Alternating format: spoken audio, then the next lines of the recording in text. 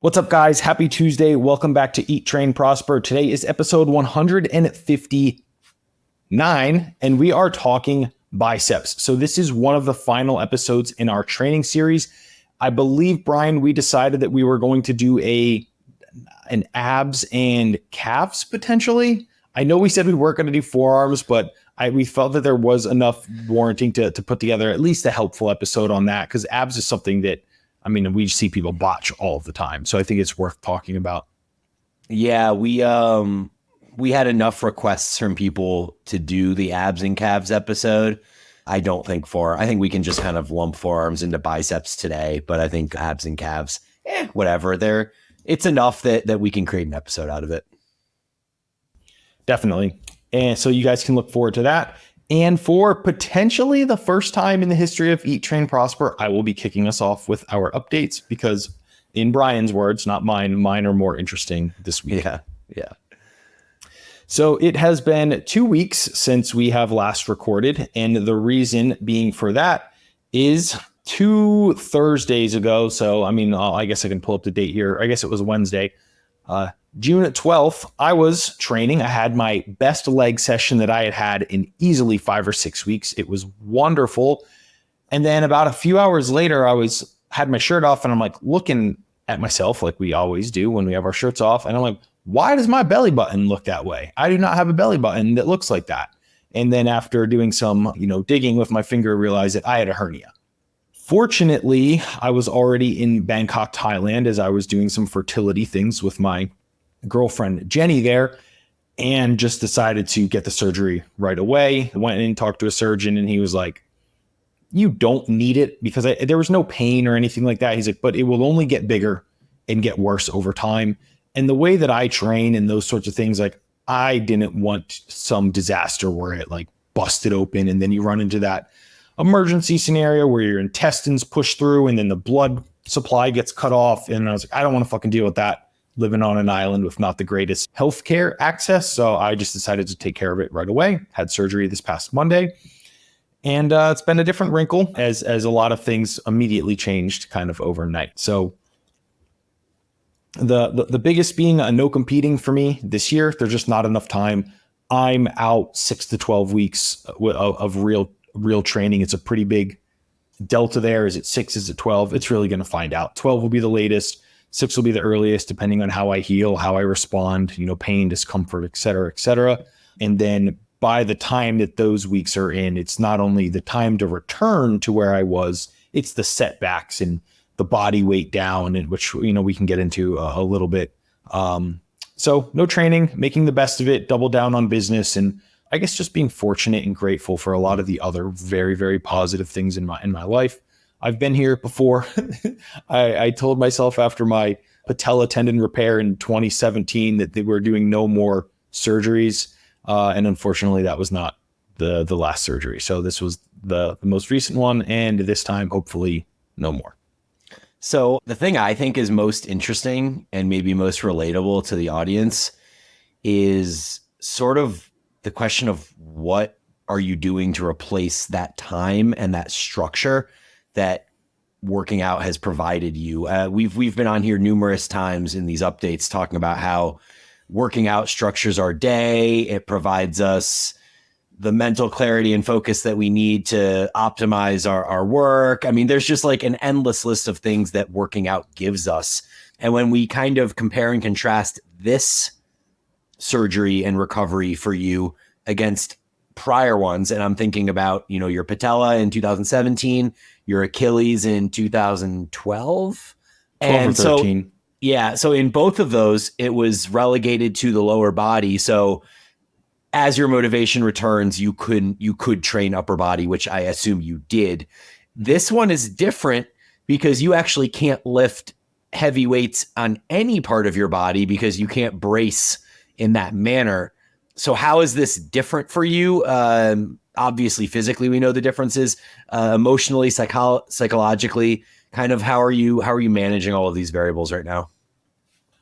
I mean, I would say, fortunately, I'm in a much better mental state than I was during those times. And I think, as potentially cliche as it is to say, a lot of the trials and issues that you are presented with being self-employed and going from, like Aaron, the software engineer who sits behind, who's faceless to things, to like being the front of a business and in a modern day online business, you grow personally to be able to handle like a lot of adverse events. And I really just feel a lot more like qualified and capable now, as opposed to 7 years ago and 11 years ago when I had those other ones. And something that I've really been, there's kind of two other facets.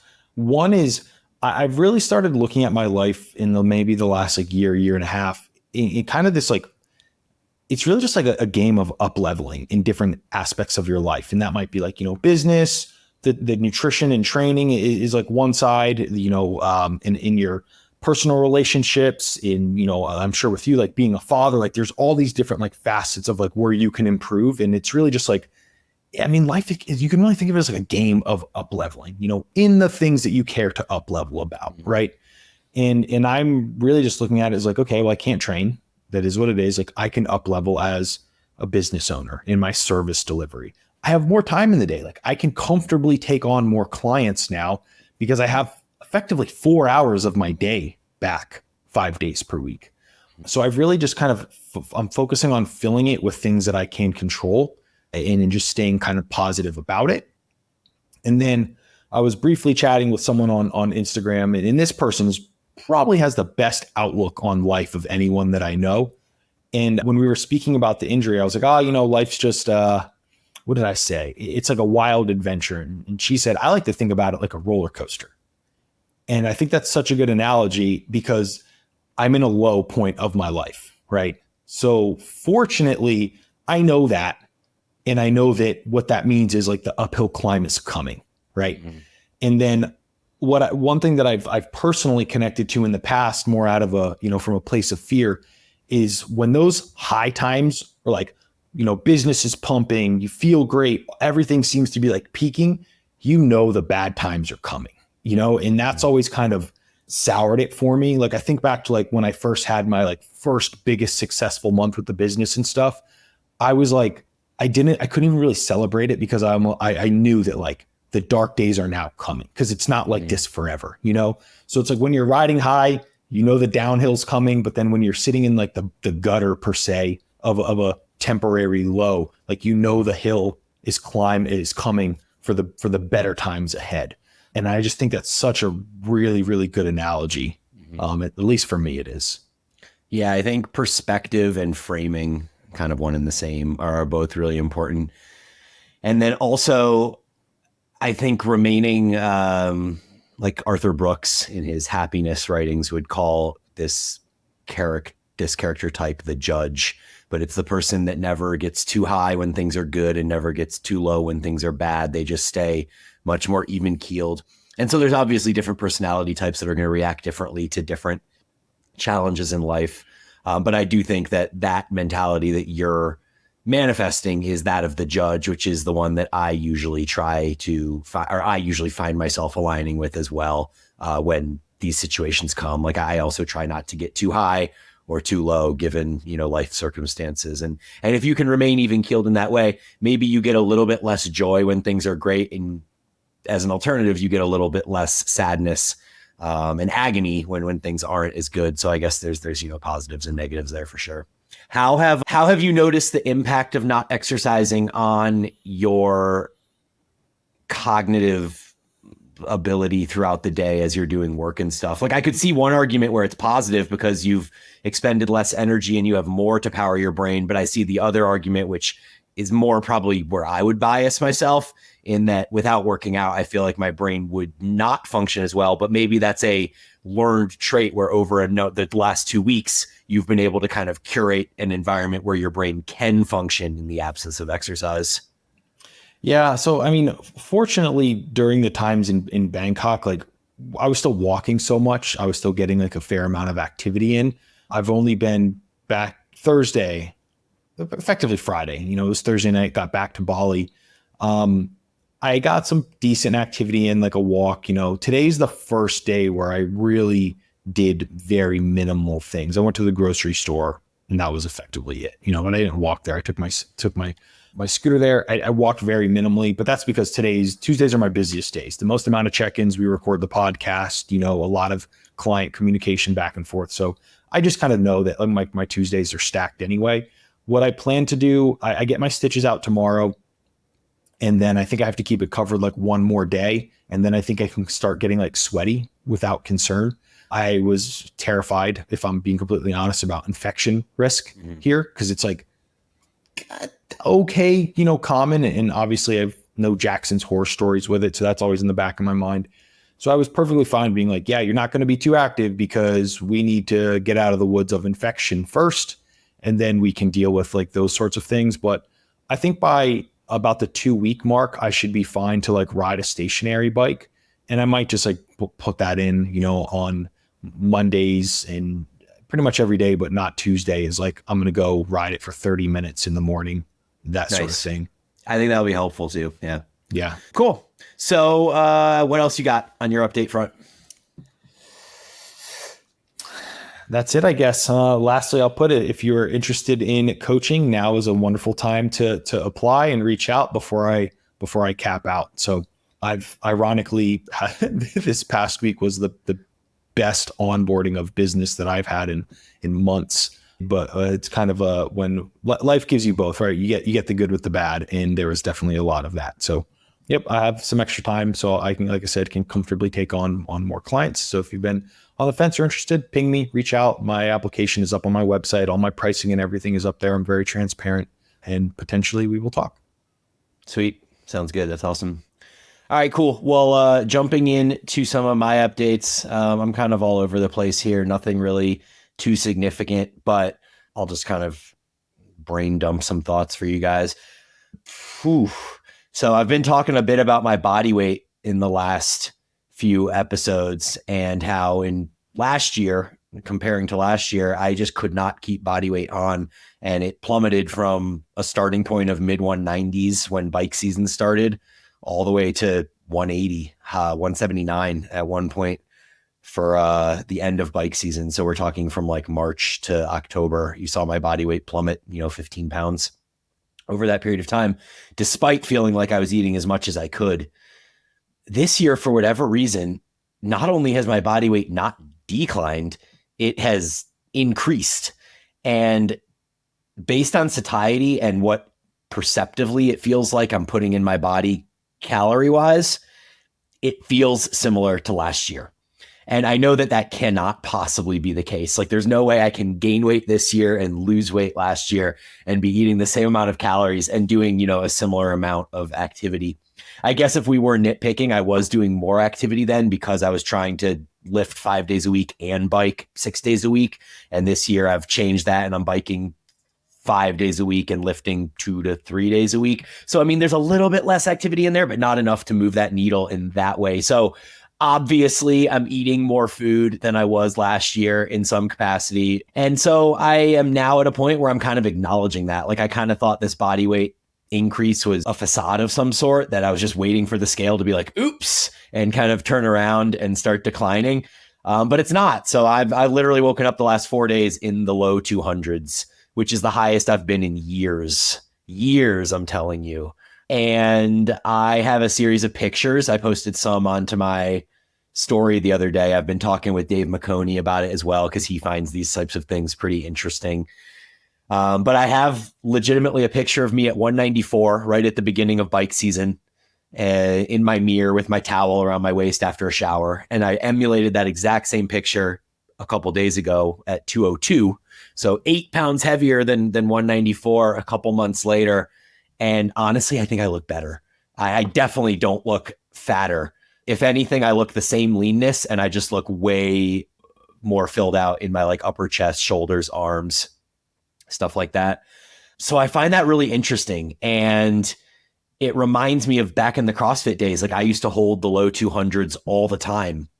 And I think I looked very similar to how I look now. I think if you would have asked me a few months ago, like, what would 202 look like on your body, I would have been like, oh my God, I'd be sloppy fat. Like, I couldn't imagine being that big right now. But in reality, like, I'm holding 202 really well, and it feels really good. I have good energy throughout the day, good focus. My lifting has been amazing. Like I'm only lifting I'd say 3 times over 8 or 9 days. So 2 to 3 times a week.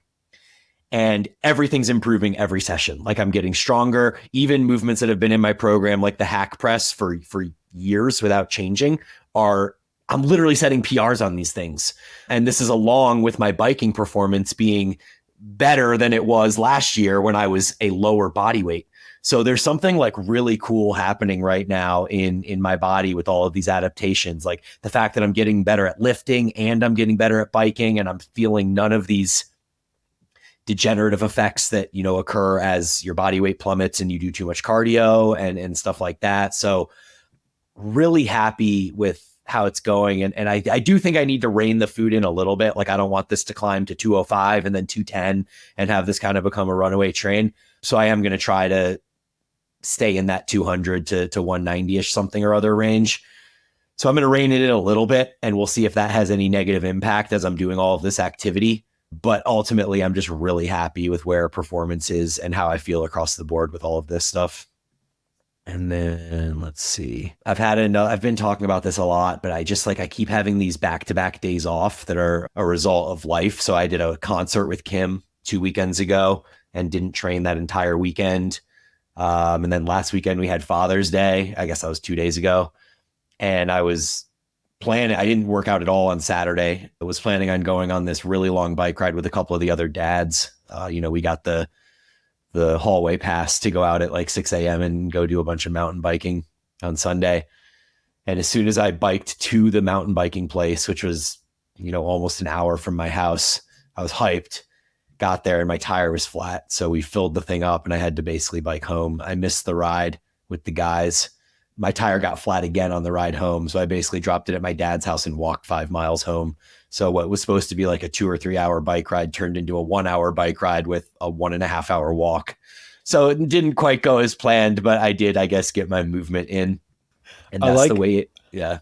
I like how you're like, I got 5 miles left. I'll just walk. Like instead of like someone who's just like, I'm just going to call an Uber or something like that. Like, no, I'll just walk the extra 5 miles. So I had negotiated for Father's Day from 6 a.m. to 10 a.m. for like my hangout with the dads and biking and stuff. And by the time I realized I had to flatten stuff, it was only 8:15, 8 o'clock. And I was like, well, I still have 2 hours left. I don't want to go home and start dadding again at the moment. So I'm just going to hang out on this beautiful day, listen to some podcasts and go for a walk, I get that. And I do understand that for sure. Yeah. Yeah. So that's that situation with body weight and performance and stuff all being good. The last update I'll add here is there's just been some weird stuff with heart rate, and all positive. I think if you look at it from like a global perspective, things with my heart rate are like insanely good, but it almost seems like they're outlier good. McConey was saying the same thing. He's like, man, you have some really weird metrics with your heart. And so it's wild to me. Just 3 things. One is Andy Galpin just released his first podcast in a series that he just dropped called Perform, where he talks about all the different aspects that go into performance. And the first one was about heart and cardiovascular. And so he was talking about HRV a little bit, and he was talking specifically about the RMSSD HRV, which is, we've talked about this with Mike Nelson on the podcast and stuff like that. But it's one of the ways, one of the algorithms by which you can calculate HRV. And it's the one that pretty much all devices use across the board, except Apple Watch, which for whatever reason does not use RMSSD. But Galpin was saying that like really good scores on RMSSD are like 150, 160. Like he's like, maybe the highest I've ever seen would be like high 190s or 200 for RMSSD. Literally, I was texting with Anders the other day because I just had a series of RMSSD readings over like 3 days that were all in the low 200s. And Galpin was like, elite athletes are in the high 190s or high 100s. And I'm sitting here, this fucking normal ass dude, just it's in the low 200s of HRV, which is insane to me. And then add to that, Atio is just on one of his AMAs talking about heart rate recovery as one of his favorite metrics. And this is also one of my favorite metrics. It's basically how fast your heart rate drops when you stop working out 60 seconds later. So your heart rate might be at 170 after you do an interval. 60 seconds later, ping your heart rate. Where is it? Atia was saying that on a really, really good day, he gets 40 beats in the first minute. And 40 beats for me is like a bad day. I would say most days, a good day for me is like I'm getting a 50% drop. So if I'm at 170, I'm going down to 85 in the first minute, or at a really good day. Maybe 40% would be like a normal day. So I'd be from 175 to 100. But that's a 75 beat drop or 70 beat drop or whatever it is. And a T is talking about 40 being a really good score. So now there's this other thing where I'm like, man, what is the deal? I have this high HRV. I have this crazy heart rate recovery. And then I'm looking at resting heart rate this last week as well. And we've talked about how when you diet and you get leaner, resting heart rate goes down. And that's normal. Everybody I know, this is the case. Every time I get into the 180s, my resting heart rate goes down into the high 30s. I'm 202 pounds right now, and my resting heart rate is 36, 37, 38 when I wake up in the mornings. And even throughout the day, like end of day, it's 44, 45, something like that. We're talking after living a whole day and exercising and eating food and moving around and all this stuff. So these three like crazy heart rate metrics, like I don't know what to make of it. Like, I think I'm just really lucky and maybe genetically predetermined for this stuff. Maybe it has something to do with all the exercise I'm doing. I don't really know, but that's my last update.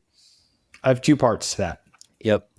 Part one is maybe have all of these data come from the same device, or have you verified this with like, other data as other collective instrument collections? All of the data has been with the Polar Chest Strap H10, but I've cross-analyzed it with my Apple Watch. And if anything, the Apple Watch actually gives me better readings. Like, because it doesn't use RMSSD, it gives me a higher HRV score. And my resting heart rate is usually 1 or 2 beats lower on Apple Watch than it is on the chest strap. So okay. Perfect answer there. And then my second thing is, maybe you've just been like wasting the last 20 years lifting weights, and you're just this like closet endurance athlete this entire time, and you should be spending way more time doing cardio. Like, maybe you're this dude who's like in his 40s and his dad turns out to be like this insane endurance athlete, and you just have never known.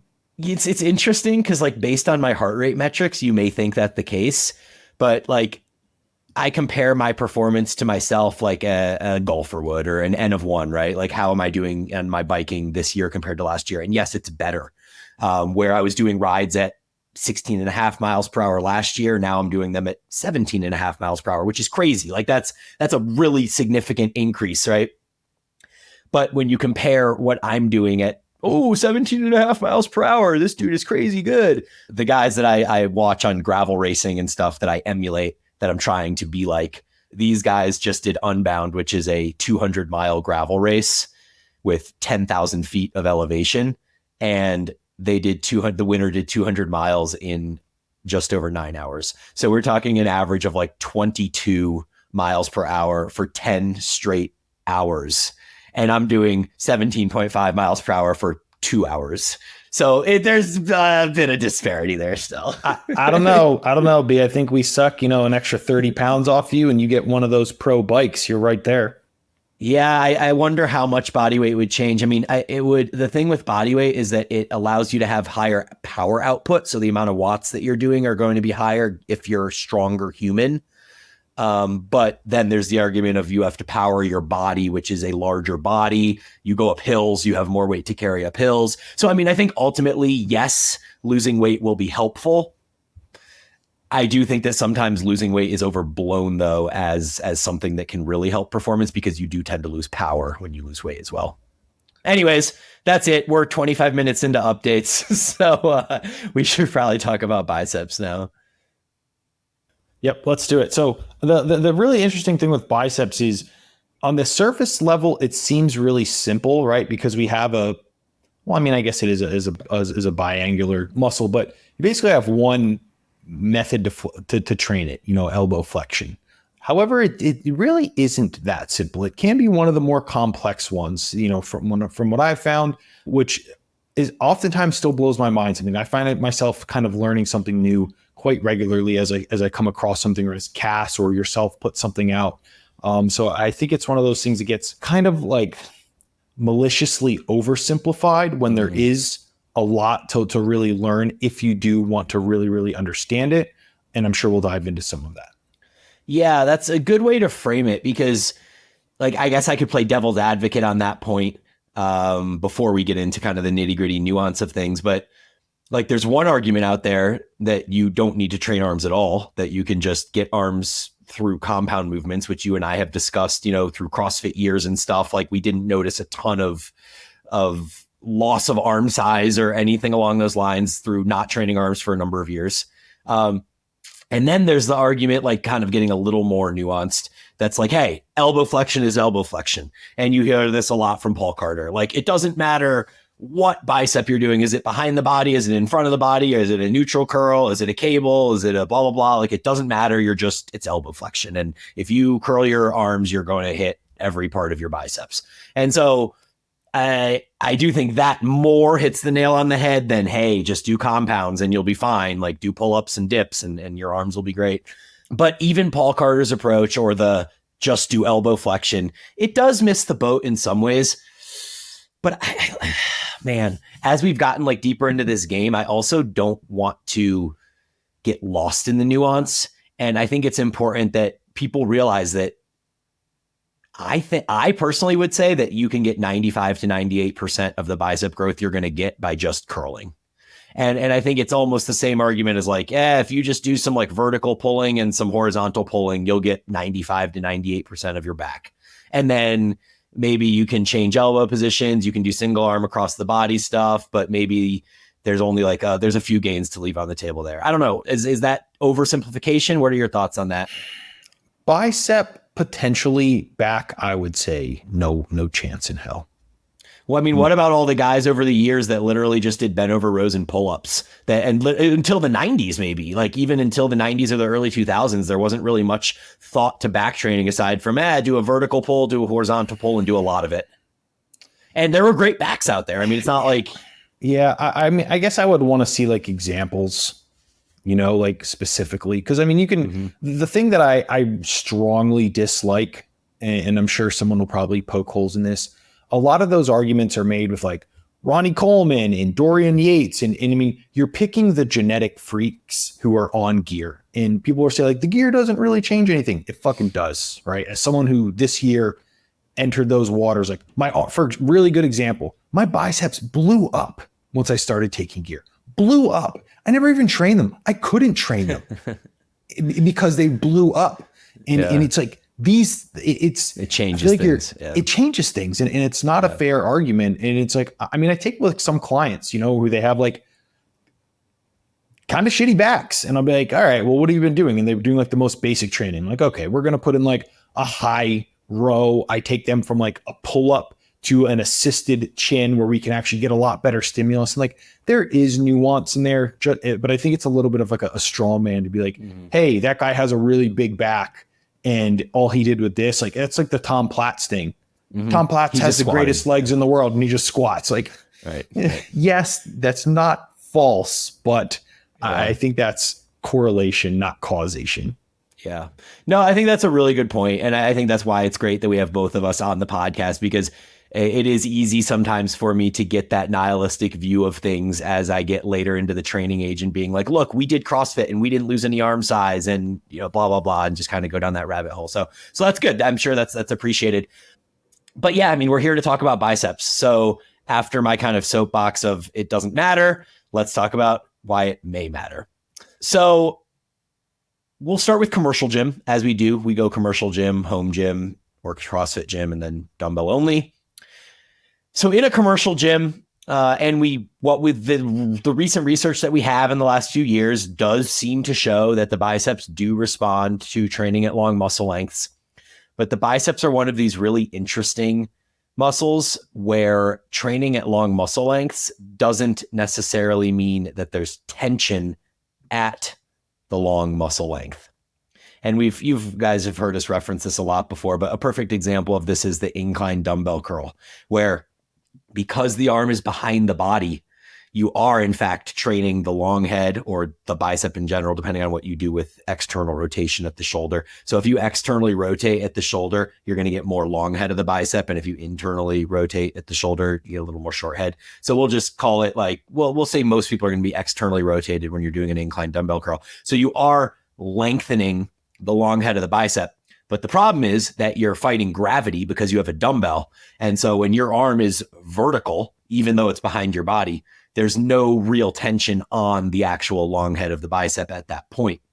That, when you look at a preacher curl, it's kind of the opposite of that, because what you have is you have the biceps being trained at a shorter muscle length because the elbow is in front of the body. But because the pad is there that your elbow is resting on, you're training, there's a ton of tension at the longest length that you achieve. So you're not achieving a long muscle length for the bicep because it's in front of your body. You would have to put the bicep behind your body to receive a long muscle length, or to achieve a long muscle length.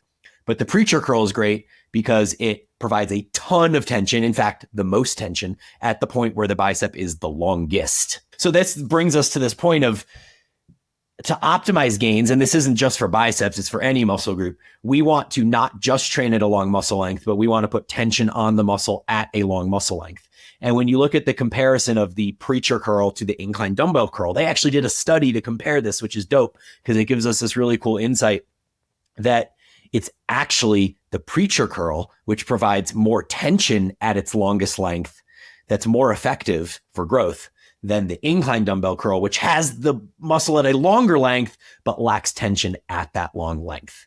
So I think that information is maybe somewhat intuitive for people that put a lot of thought into it. But I will say, until the last few years of all of this lengthened stuff and lengthened overloaded and where the tension is and all this stuff, I hadn't thought a lot about it from that frame of reference. How about you? Like, what has that study and the just bicep training in general, long muscle length stuff, what has that kind of taught you? It's confusing, right? But I think like the example you gave is a very realistic example that anyone who's spent enough time training can like think back to the times that they've done that movements and identify with that, right?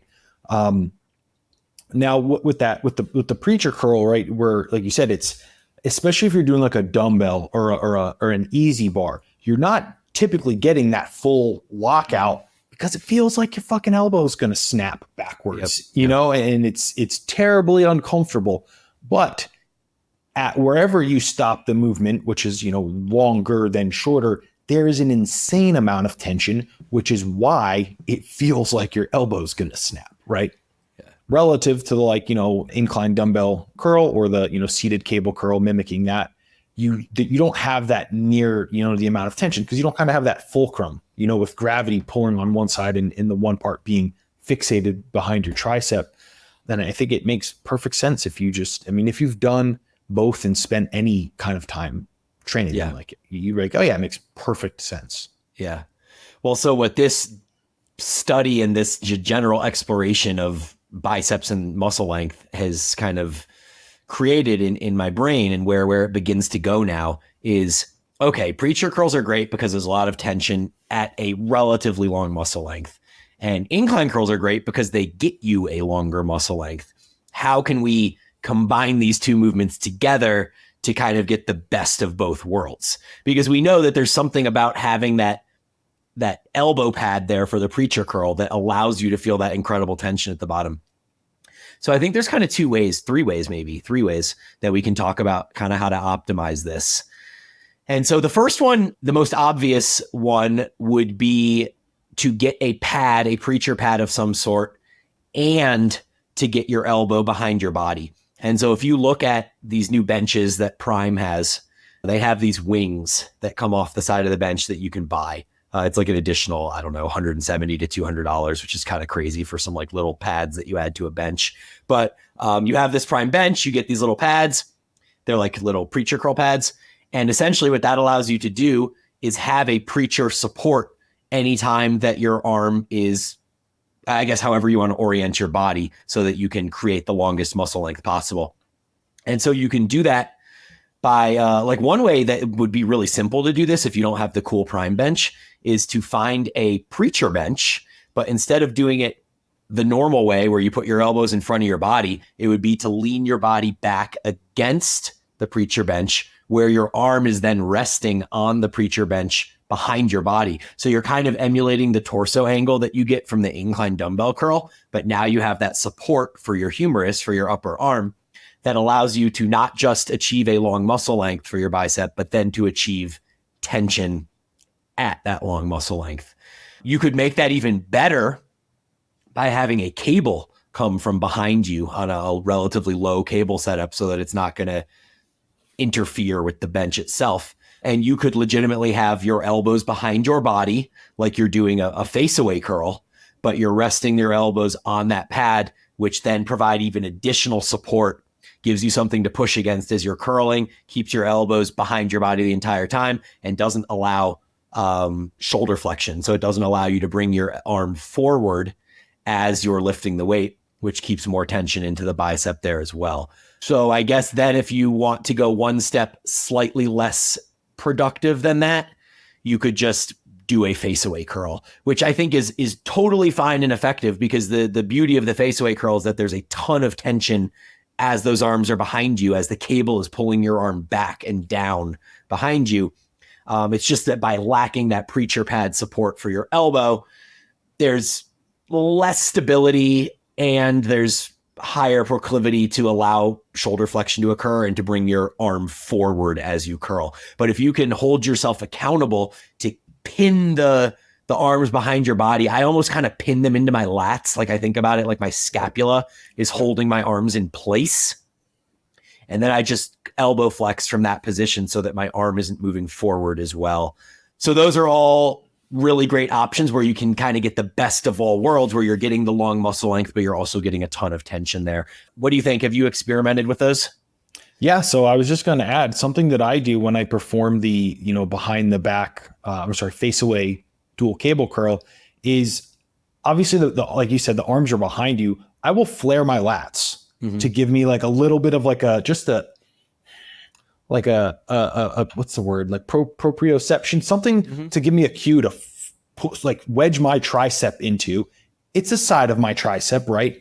But it's still enough to where like I feel extra stability for me to just generate force from, right? I mean, like with most movements, the more stable that you can get whatever area that you are trying to generate the force from, you can typically generate, greater forces from that. So I flare my lats a little bit to help me do that. Mm-hmm. Yeah, no, I do the exact same. And the same idea that you're talking about, I also implement into my seated face away curl. So when I have a seated face away curl where it's set up like an incline curl would be, I just pin my triceps into the side of the bench, which is the same thing that you're talking about if you were doing them freestanding without a bench, just to provide that stability there. And so I think those are really productive. Like I do think using the preacher pad is marginally better than not. But I think for us with big lats and the ability to brace and stabilize in that manner, and the experience to understand that we're not bringing the arm forward as we're curling, like we're not doing a front raise for our shoulders as we're curling, we're locking the arm in place and then we're just bending at the elbow. If you're able to implement that, then I think that movement is only marginally less effective than having the proper wings on the bench or anything like that. So I do think that's the number one bicep movement, because it's going to combine tension at long muscle lengths and long muscle lengths itself. So I think that would be my number one. This is one of those variations. Would you agree with that? Oh, I would definitely agree. Yeah. Yeah. If you're like, Aaron, you get to choose two, that's 100% one of them. Yeah. So for sure, for me, the behind the back with some sort of tension at long muscle lengths is the number one. I think the number two would be the preacher. So I think now we're moving the elbow into the front position. So it's in front of your body, but you're putting a pad there so that you have a ton of support and you're getting a lot of tension at the long muscle length, even though the muscle length is not as long. And one of my favorite versions of this, because I don't have a preacher curl machine, I actually have found a few preacher curl machines that are, oh man, chef's kiss. They're so good, but I don't have one. And so what I've found at home to be my favorite version of this is to take an incline bench and face it the wrong way. So it's facing into the cable machine. And then I loop my arm over the incline bench. So I'm kind of doing like a down slope incline curl, but I'm doing it with a cable. Because I mean, I think a dumbbell is fine and effective for preacher curls too, because you're getting that tension at the long muscle length. What I love about the cable is that it gives you the tension at the long muscle length, but then it also gives you that even resistance profile where you're getting tension throughout the movement too. So I love that kind of downslope preacher cable curl. What would you put as your number two? It would be a preacher curl machine. If it's a good one, which this, I'm glad you asked, because this is something I wanted to kind of bring up and get some of your points on. I find that past a certain level of strength, using the preacher curl, whether that's like a traditional one where you're sitting down and using the easy bar that you're loading plates on, or a unilateral with a dumbbell, this is my personal opinion, so it could be wrong. I feel like the risk associated with that as you get pretty strong skyrockets. Like that is one of the few movements where if I'm performing it, my body the entire time is like, don't fucking do this. Don't fucking do this. Do not fucking do this. And I'm like, okay, I'll listen. But it feels horrible. Like it literally feels like things are going to pop in there.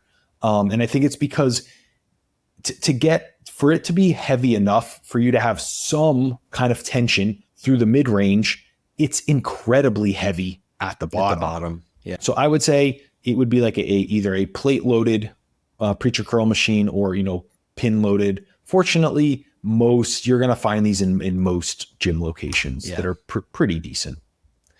Yeah. I've seen enough of those bicep tear videos on the internet to be scared as well. And it's always, every time you see a bicep tear video, it's a preacher curl, and it's always a free weight preacher curl. So I have a few thoughts on this. I think there are two things that contribute to this disaster of tearing biceps on preacher curls.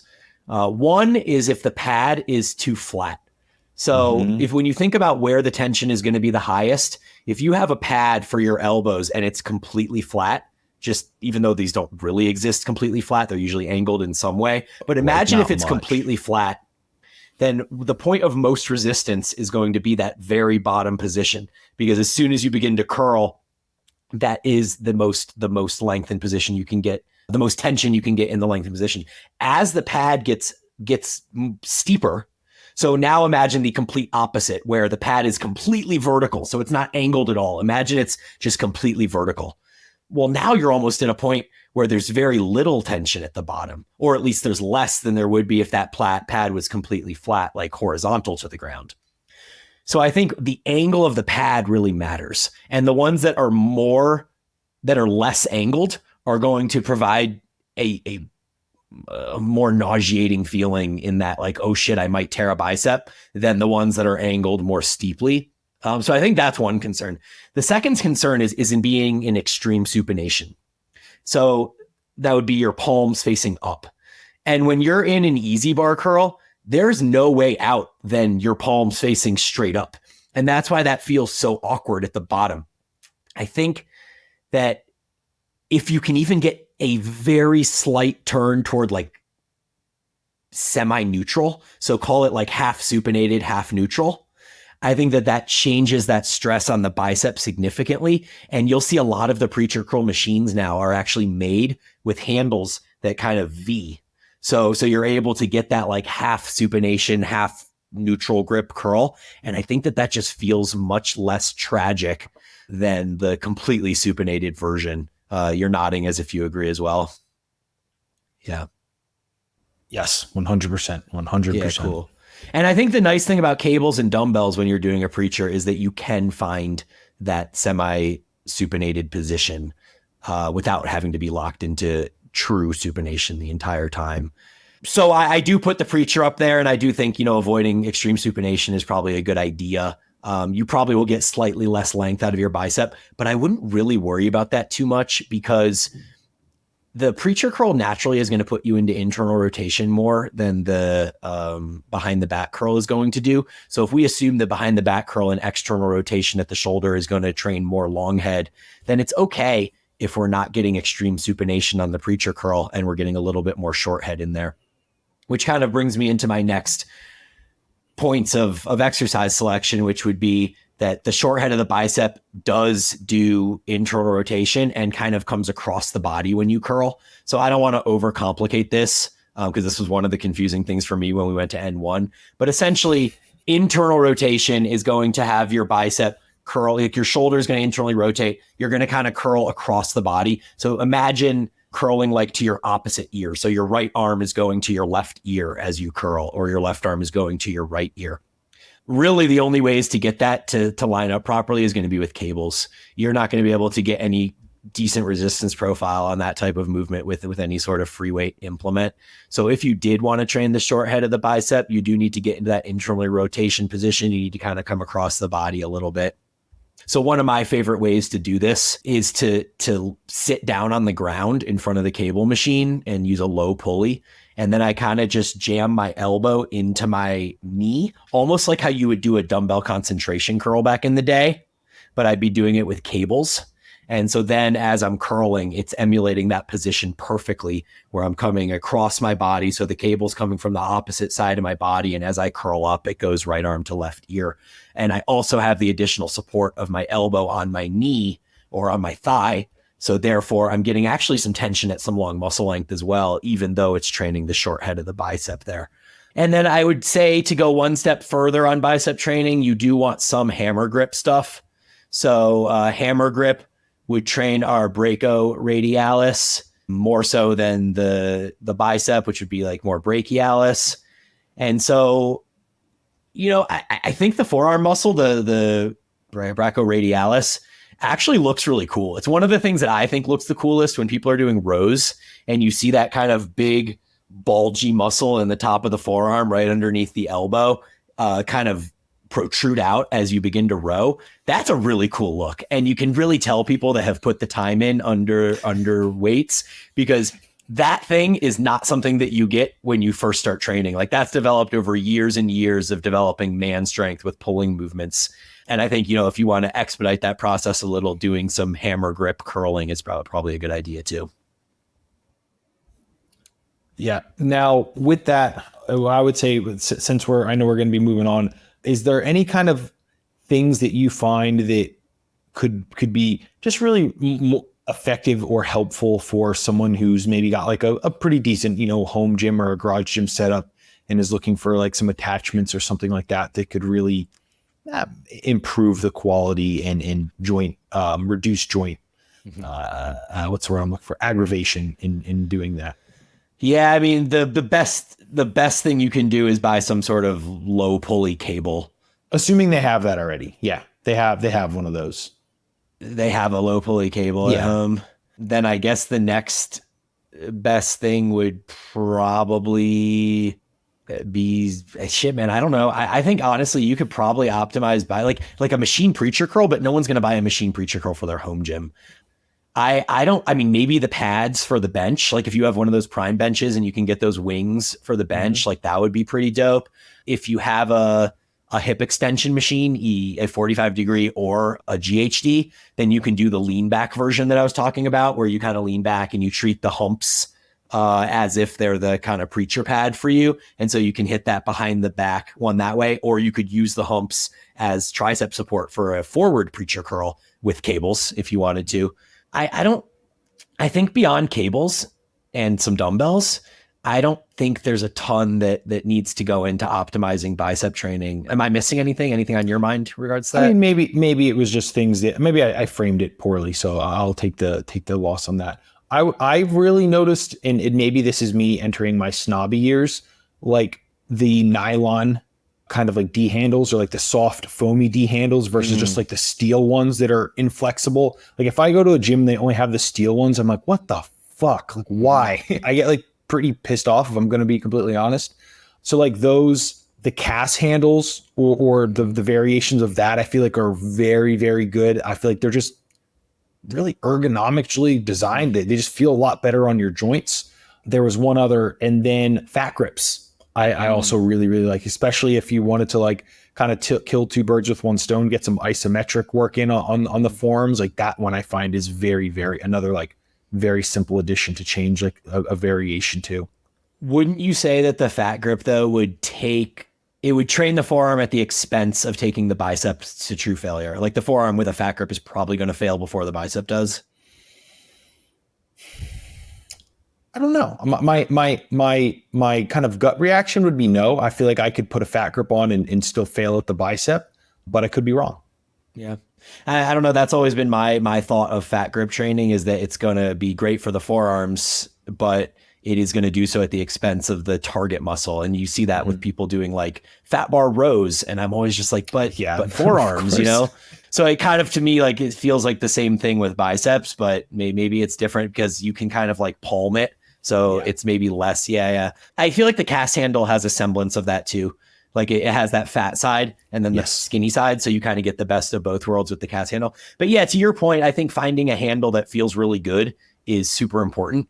And it doesn't have to be one of the ones that we said, like just even a $17 plastic D handle off Amazon. For me, like I found one that I really like that has a really nice, like rubbery grip to it, and it fits in my hand perfectly. And it's just like a standard rubber D handle off of Amazon. So I think, you know, finding the one that works for you is super important as well. We talked about hammer grip. We talked about the different machines. I guess we have two things maybe to finish up the full gym, commercial gym one. And that would be to note that if you're training with dumbbells and you're not resting your forearm on some sort of preacher implement, you're always going to be fighting gravity. And thus any dumbbell, barbell, free weight curls are all going to be limited by essentially the short position. It would be when your forearm is parallel to the ground would be the point of most resistance. But with that comes, you know, when your arm is hanging straight down, if you're doing a barbell curl, dumbbell curl, and you're standing up type thing, there's just no resistance there. So we're always like, oh, do full range of motion. Like make sure you get to the bottom and fully stretch the bicep. But in reality, you get to the bottom of a free weight curl and there's just no tension there. So yeah, like you probably should still do full range of motion because it standardizes reps and blah, blah, blah. You get as much length as you can out of it. But it just is a really ineffective way. I think if you're organizing your entire bicep training around free weight curling movements where you're basically standing up, fighting gravity the whole time, I think there's just a lot missing from your biceps program. So probably worth using some machines and some cables if you want to optimize bicep training there. And then the last thing we'll touch on here before we jump into home gym, garage gym is just what your current bicep routine looks like in your training. Obviously, you're not training at the moment, so let's go back 2 weeks before you had a hernia. What was the full week of bicep training for you? So this one, it's honestly hard to answer, and I feel kind of dumb even saying it. I stopped training them. Like they were getting so blown up just from my rows and stuff. Like they outpaced everything else in my body, you know, and they were already a strong point going into my physique. And then I had them in my program. I had to take them out because my arms like literally blew up and then my joints were absolutely killing me. So I just stopped, you know, and in the final weeks, I was doing like maybe honestly 2-3 sets of biceps per week. And that was really it. So I feel like it's a kind of a cop-out answer, but that is the actual honest truth. So you were doing 0 biceps work. When you were doing 2 to 3 sets, that was before you took them out completely.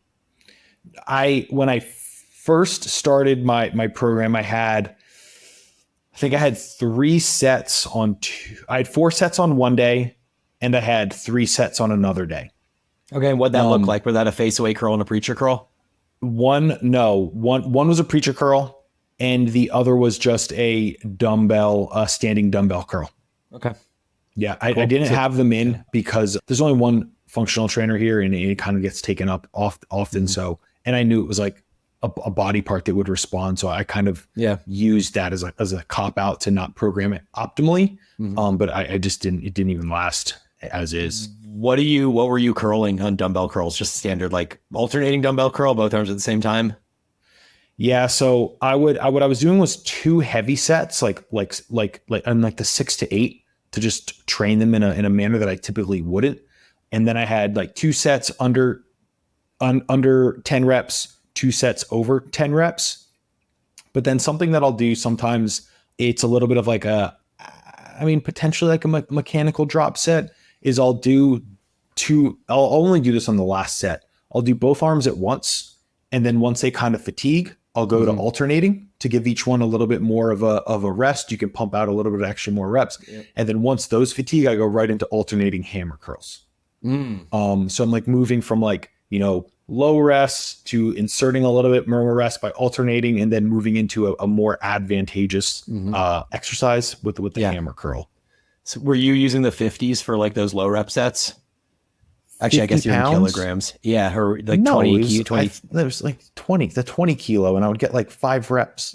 Really? For like, that's, dude, that shit was like, it always boggles my mind how people with like an insane body part that obviously stands out can be using less weight for something than somebody else. Like you see Chris Bumstead, and I see him doing curls with like 35s. Yeah. And I'm always like, but I don't understand, you know? It's like, how? Yeah, no, and like because I use the 50s. Like I use the 50s if I'm doing a set of 6. No, it was literally the 20s, and it felt like I had 1,000,000 pounds in each hand, and the reps were horrid. That's hilarious. Okay, cool. Well, I guess when it comes to biceps training for me, I'm also at this stage of life not really training biceps or arms in general. As I'm in bike season, I am mostly doing upper body pulling, pushing, and delt work for my upper body at the moment. I am making sure that I do some movements that involve my triceps, like dips or close grip push-ups. I'm also doing narrow grip pull-ups. So I'm doing some things that I know are going to train the function of the muscle without actually saying I'm doing direct tricep work or direct bicep work. So I don't have a ton, if we're talking about reality, of what I'm doing at the moment. But when it, like I kind of alluded to earlier, when I am training biceps, when they're part of my program, when I'm programming for clients, we are going to have a face away curl of some sort, as much stability as we can get there, given their equipment options. And then we're going to have some sort of elbows in front curl. I'll often use that kind of downslope curl that I talked about with the cable, where it emulates the preacher. I'll also do a spider curl, which I do prefer with cables as well. I love a spider curl with cables. There's only a little bit of tension at the bottom. The way I set it up is that the cable is kind of pulling me forward. So my elbows are in almost a preacher position. There's just no preacher pad under them to support them. So there is some tension at the bottom, but it's certainly more of a short overloaded movement. And then as far as structure of the bicep training session, I usually do tend to go short then lengthened if I'm doing 2 bicep movements in a session. So that would be spider curls for 2 to 3 sets and then face away curls for 2 to 3 sets. And that's usually sufficient bicep volume for a day. If they're on separate days, then that's fine too. I might do 3 or 4 sets of spider curls on one day and then 3 or 4 sets of face away curls on another day. And that seems to be a pretty thorough bicep slashing. Just to be a little bit more educational for some listeners, if we wanted to, so you just described a short overload movement with the kind of spider curl or elbows in front, a more lengthened exposure with the elbows behind. Let's say someone wanted to throw in like a mid-range bicep overloading exercise to really kind of complete the trifecta. What would you use there, or what would be some good examples of that? Yeah, I mean, a mid-range exercise is just one that's hardest in the middle. So it's not biased to the lengthened position or to the short position. So something like an incline dumbbell curl actually would really be a mid-range movement, because the most tension of the movement is at that point where the elbow is, or where the forearm is parallel to the ground. But when you're doing an incline curl, people don't stop the rep when the forearm is parallel to the ground. They usually continue up higher. So at that, if depending on how you perform the movement, that would be a mid-range movement. I think that's a totally reasonable mid-range movement. I think, you could do a standing dumbbell curl, standing barbell curl. And while that is short mid, it is mid, because again, the point of most resistance is where the forearm is parallel to the ground. It's likely that you're going to come up slightly higher than that, which puts the most tension in the mid-range. I mean, I think there's value in those movements. Like, I don't think everything needs to be short and lengthened. Like, I think you can get a lot of the benefits of all of it by doing mid-range stuff. And I think that applies to many muscle groups as well. Like when you do a chest press machine or a cable chest press or something, that's mostly mid-range stuff as well, depending on how you set up. But it's likely not the hardest at the short or the hardest at the lengthened. It's usually pretty even, and it's hard in the middle. So I do think there's a lot of value in mid-range overloaded movements to kind of hit all the bases at once too. And I think if you look at anecdotally over time, a lot of movements that have been effective have been mid-range movements too. Yep. Wonderful explanation. Cool. All right. Well, we are way deep into this thing now, and we're jumping into the garage gym and CrossFit gym setup. And man, it's like with some muscle groups, we have more to talk about with this than other muscle groups. but I literally I don't have a lot to say on either the home gym or the dumbbell bands options because you're just so limited by not having access to cables and machines. So the best options to train at long muscle length here, where we want tension at long muscle length and we want to train at long muscle lengths, is that exercise we talked about prior, where you're leaning back against either a preacher bench or a hip extension machine. So you have those barrels of the hip extension machine. And as, like we were talking about, as you lean back, your elbows behind your body, but it's supported and there's tension throughout the entire movement. And so that would work really well with dumbbells. You could also do all varieties of proper preacher curls where the elbows are going to be in front of the body and resting on a pad. So you can do that on the downslope of an incline bench with a dumbbell. You can do a proper preacher curl where there's like a proper hump and your elbows on there. You can use your hip extension machine to create the preacher bench. But I mean, really in reality, like you're not that limited by not having cables because you're still able to achieve long muscle lengths at high tension with the elbow behind the body. And you're able to achieve shorter muscle lengths with tension at the length and position through the proper preacher curl, whether that's with an easy bar, straight bar, dumbbell, etc. And then you can do spider curls. So we just finished the full gym segment talking about spider curls, where I do them with cables, but there's really no reason that because it's a short overloaded movement anyways, the dumbbell is going to be super effective, or an easy bar as well. You know, you sit up on an incline bench, you loop your arms over the top of it, or you sit down on the bench and kind of put your arms to the side of the bench. Either one of those work totally fine. Elbows are in front of the body. It's relatively short overloaded, and you can get a ton of benefit from spider curls that way too. Because bicep training at home is slightly more limited without cables and machines, I do tend to sequence movements slightly differently, and so oftentimes I'll have people go spider curl directly to incline curl. And oftentimes you can use the same weight there because you're going to be stronger with the elbow behind the body in the incline curl. So I could use 30s for spider curls and then immediately turn around into the same bench and go into incline dumbbell curls with 30s. So it's almost like a mechanical drop set, but it's also training the bicep at a different shoulder position. So we have the internally rotated position with the elbow in front with the spider curl into the externally rotated position with the arm behind and the incline dumbbell curl. So you maybe just need to get like a little bit more creative when you're at home in that manner, but it isn't prohibitive to making great gains in your biceps at all. What do you think? What did I miss? As you were talking, I was really sitting here thinking, and you know, as I know as we've gone through the series, there's been like a lot of pretty significant trade-offs, you know, moving from the like commercial gym into the garage the garage gym or functional training facility. As you were talking, I'm thinking like, I think in this context, I don't think the trade-offs are nearly as significant as in some of the other body parts, because, you know, what you can do is you can manipulate your body or the position of your arm relative to behind your body, at your side, in front of your body, so that you're changing where the bicep is when the forearm is perpendicular.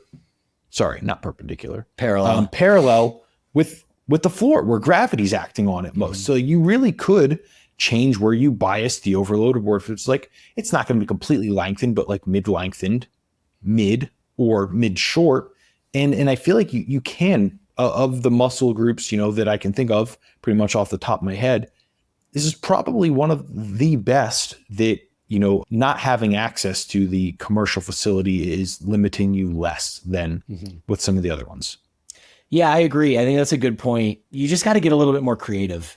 Exactly. Like you need to use your hip extension machine to lean back against, because doing just a standard incline dumbbell curl, like we've talked about, isn't going to provide tension at long muscle lengths. It's just going to get you a long muscle length. But by leaning back against the pad of that hip extension or preacher pad or whatever it is, providing support for the arm while it's behind your body is going to provide tension there at that position. So and Vivi just ran in. So anyways, that is why it's important. And I would just encourage you, if you are training at home, I would make sure not to just be relegated the entire time to doing standing variations of curls. So don't just do standing dumbbell curls, standing hammer curls, standing barbell curls. Like make sure you change the orientation of the elbow in relation to your body and all that sort of stuff too. Okay, so I feel like we covered that part pretty well, and then not too much is going to change with moving into the dumbbell or bands only, because pretty much everything that Bryan said in the garage gym or the CrossFit gym, you're just going to be changing your body positioning to further, replicate those same positions. You might not have the GHD. Obviously, you might have to use the side of the sofa or something like that to create a as similar of a setup, but it's still very, very doable. And based off of the things that we were talking about, yes, you could use a barbell. I don't think it's better. In many cases, I would honestly say it's worse, especially if you're older and you already have some miles on those joints. The likelihood of aggravating that only increases with using more of a fixed position. So moving into, that, I think like everything Bryan said still makes perfect sense with those same positions. Using the bands, I'm sure there could be a use case. Again, it would be around being like really creative in how you're setting that up. But I don't think it's really necessary. And I'm sure Bryan probably has some insights, and I'm sure there's probably been some uses that I'm kind of skimming over here. But I would say you're probably going to get the majority of what you would need from the dumbbells, especially given that the biceps are smaller muscle groups where we're not as strong. You might be even as weak as I am, apparently, in using them. So the dumbbells that you typically have in sizes that you have at home are probably adequate there. What are your thoughts, Bryan? Yeah, one of the things I like that you said is kind of staying away from the barbell as much as possible, because that we talked about the problem of kind of locking yourself in supination for curls and how that can, and in the preacher specifically, it can put the bicep at risk. But I think even locking yourself into supination for something like a standing curl with a barbell, it can, while not providing risk for the bicep specifically, it can cause tendinitis, fatigue issues in your wrists, your elbows, and maybe even your shoulders, but probably wrists and elbows the most. And so, yeah, the nice thing about the dumbbell is the ability to be able to rotate it to that semi-supinated position where it's half neutral, half supinated. And I think that just lines up a lot better with keeping joints healthy and things like that. So, yeah, that's pretty much the home gym one. Do you have anything to add to home gym? So obviously, like if you go on YouTube and stuff, like you're going to see all these like variations and stuff that people come up with. But like we spoke about many times on the podcast before, just because there's a variation of something doesn't mean it's actually worthwhile doing, like you see the kind of like the TRX one where you're like using your body weight as like a high cable curl. I cannot confidently say it's worth spending your time as opposed to like a standard dumbbell standing curl or seated curl or something like that. Yeah. It's any of those movements that use rings or TRX and your body weight, you're just so limited in the ability to progress and standardize. So like you can progress by moving further under the rings each time, but like, how do you know exactly where you are? Like, are you marking your feet with a chalk mark and moving them forward 1 inch each session or something along those lines? It adds complication that isn't necessary to optimize bicep training. So I guess if we then move into like the dumbbell and bands program, like I literally have nothing to say now because it's all covered in the home gym version. It's just that you don't have barbells. So now you literally are just doing all of the same movements that we just said with dumbbells. The thing with dumbbell is you're probably not going to have a hip extension bench as well. So you're going to be more limited in that sense. You're probably not going to be able to do that lean back thing that I was talking about. I said the sofa, maybe you could get creative with this, if you have like an old school kind of sofa that's like rounded. Yeah, absolutely. You can use a sofa. You could also do them single arm and lean back and angle your body against your incline bench. So like you wouldn't be able to do this dual arm because it would just become an incline dumbbell curl. But if you want support for your upper arm while you're doing it, you could certainly like angle your torso, have your arm kind of leaning against the pad as you curl back, and then you get some tension there at that length and position. You'd have to do those single arm. I haven't programmed them. Maybe that's something I'll film a video of and get into our app here in a little bit as another option. One of the things that I use a lot with the dumbbell only programs is that one arm preacher curl on the downslope of the incline bench. So I just like having that support there. You expect your dumbbell program to have a bench. It makes it pretty easy. Even if you only have a flat bench and you don't have an incline bench to do that with, you could just kneel widthwise to your bench. So you're going to cross the bench with your arms, rest your triceps on the opposite side of the bench. It's a flat bench, and curl that way where the dumbbells are going down towards the floor. One other one that I guess I'd be remiss not to mention that's gotten a lot of popularity recently is the lying dumbbell curl. And so the lying dumbbell curl, if you let your arm hang from the shoulder vertically, then it's no better than an incline dumbbell curl because you're still not having any tension at the bottom where gravity is fighting you the hardest. If, however, you're able to lean back on your bench, lie down, and then also kind of get your arms in tight to your body where you can almost rest part of the elbow on the bench by your waist, then now you've created almost a preacher position for your bicep at the bottom position where there's a little bit of support. And that's actually a really effective way of achieving tension at a relatively long muscle length with a dumbbell only option as well. So yeah, I think those are probably the main things. You can certainly still do your dumbbell spider curls. You can do your standing curls, your hammer curls, your incline dumbbell curls, your concentration curls. There's a number of you can still train your short head. You can still train your long head. There's very few limitations, even with dumbbells only, that prohibit you from maximizing bicep growth. So to Aaron's point, it is kind of one of those muscle groups where, yes, it's more optimized and it's probably better for your joints if you have a full gym, but you can still optimize growth and protect your joints sufficiently by training in a home gym or dumbbell only style as well. Yeah. Yep. Very well put. So I guess that wraps us up on this episode, guys. Next week, we will do either the remaining training series or potentially something else. I think we need a Q&A. We haven't done a June Q&A yet. We haven't, and June is already almost over. So we will definitely. So we'll do that next week. Definitely do that. Sounds good. As always, guys, thank you for listening. Bryan and I will talk to you next week.